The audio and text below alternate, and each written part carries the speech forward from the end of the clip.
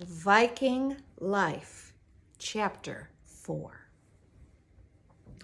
As we crept through the darkness, the sound of animated voices moved through the evening air. It soon became clear that there were several men on board the dragon-headed ship.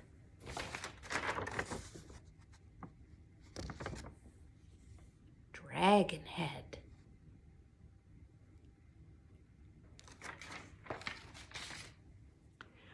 Tully, he scuttled forwards and then he crouched down beside the prow of the ship.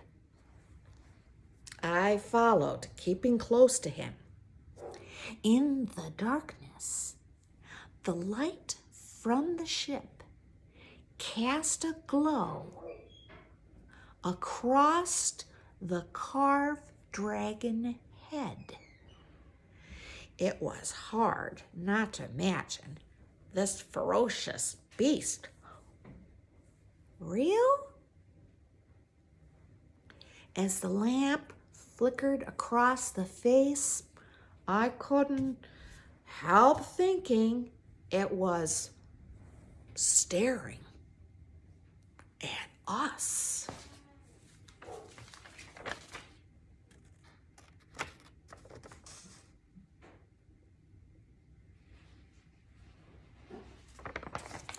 I'd often heard stories of how the sight of a fleet of Viking longships with their square sails and prows carved into serpents or dragons sent shivers down the spines of people in other lands. Those are Viking warriors, whispered Tully.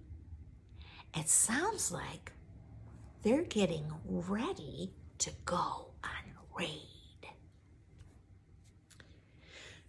We continued to listen to the men talking, and soon it became clear that one voice in particular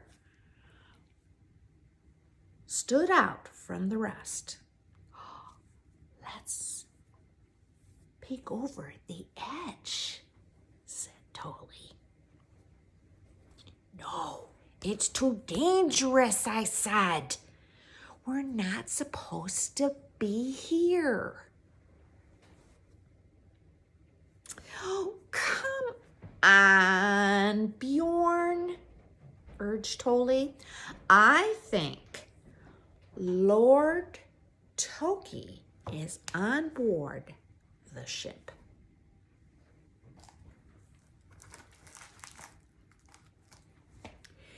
King Sven was the ruler of our kingdom.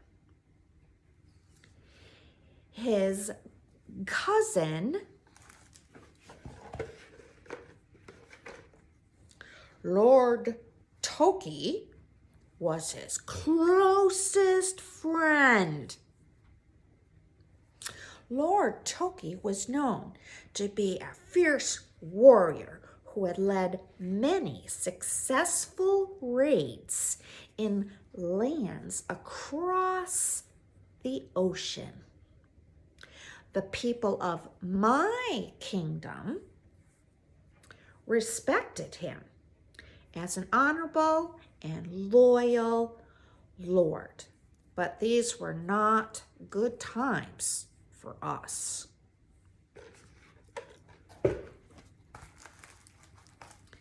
A king of a neighboring land,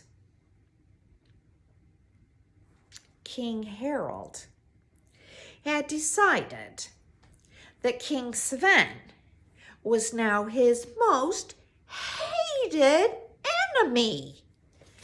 There had already been several armed confrontations between the two kingdoms. The constant fighting was the reason Tully and I were being encouraged to leave our homeland for good. Come on, Bjorn, let's see what's happening, Tully said. Okay. Only for a few seconds, I said, reluctantly. We carefully peered over the edge of the ship.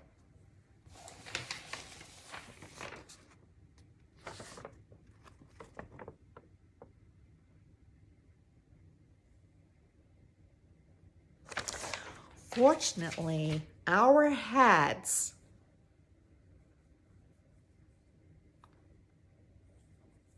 barely visible. Right away, I noticed the ship was full of Vikings and weapons. My heart raced, and I whispered to Tully, "Let's go." I stepped away from the ship, but Tully continued to take in the scene. I began counting.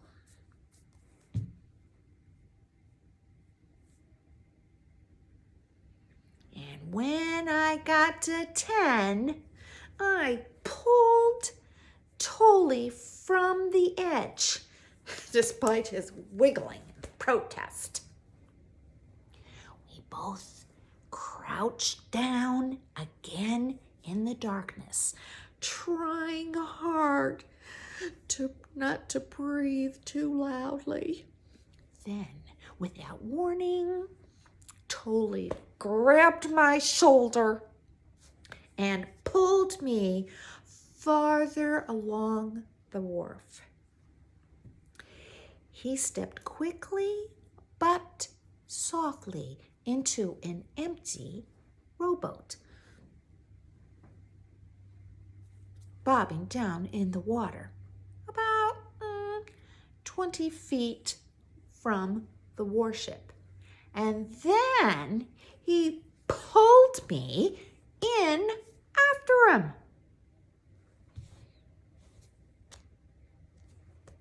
I was right.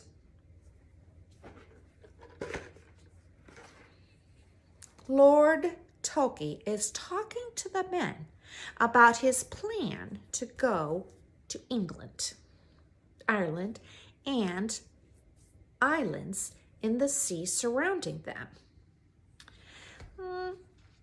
There is good farmland there, as well as forests and rivers. There's wealth too. The chieftains there have silver, jewelry, glassware, and slaves. The warriors have been told to seize as much as they possibly can. However, there is a powerful chieftain who killed many of our warriors the last time Lord Toki was there. Tully explained. So, tomorrow at dawn, 10 more warships will join them. Bjorn, I wish we could go with them. I wish we could be Vikings. I looked at Tolly's eager face. I was not sure I was ready to be a warrior. I was not fearful of war or, combat. From an early age, boys in my town were trained to be soldiers. I was known to be one of the most skillful archers in our town. And like all the other Norse, I believed it would be a great honor to die in battle as a Viking. I just wasn't sure I would be valiant enough to please the mighty gods Odin and Tyr. I had been told there is even an ounce of fear in a warrior's heart, then not welcomed to go into Valhalla. Our parents decided that we are to settle in Iceland, I replied. Our turn to fight will come soon enough. I repeated my mother's words. That's words that she had told me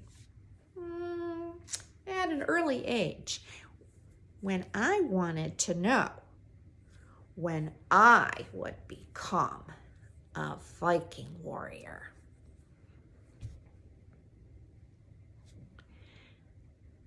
This raiding party is armed, continued Tolly.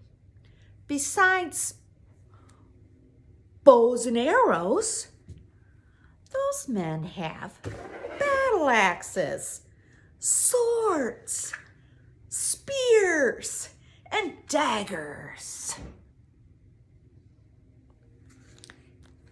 I believe I even saw some Bursics. I glanced up at the wooden sail that had been raised. Tolly was right. These warriors intended to set off at first light. Grandfather Affy had once explained our ships had helped to make our people powerful. I knew our ships were designed to be long, sleek, and fast. Despite their size, they were light, had a shallow interior, and a steering oar. I had grown up listening to warriors tell stories of their journeys in these warships. They would describe in great detail how the ships sailed like magical creatures through the mighty waves of the Western Sea. Then, when they were close to the land, the warriors would use oars to move the ships closer to the shore. Our biggest warships needed 40 oars to steer them. The ability to switch from sailing to oaring allowed the men to maneuver the ships onto the flat beaches or narrow waterways. Once there, the men would jump out of the ships and strike fear into the hearts and minds of all who encountered them. These fast raids on undefended towns and monasteries yielded great wealth for us. Suddenly, the silence of the night was broken by the raucous sound of the men on the longship putting their wooden shields onto the rack along the side of the ship. It appeared that the men had finished talking and now intended to sleep on the ship in preparation for an early departure.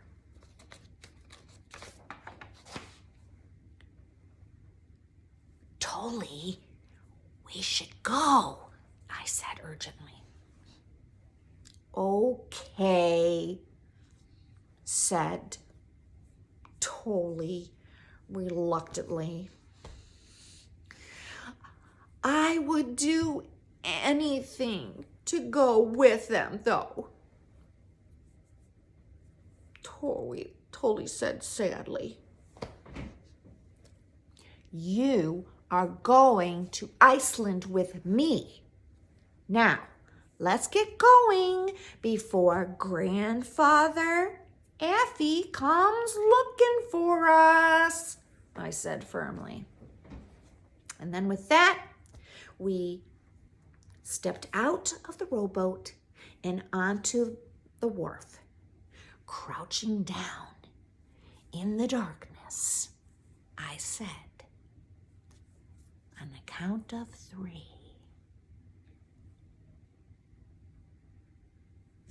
Then we ran like the wind and back to our home.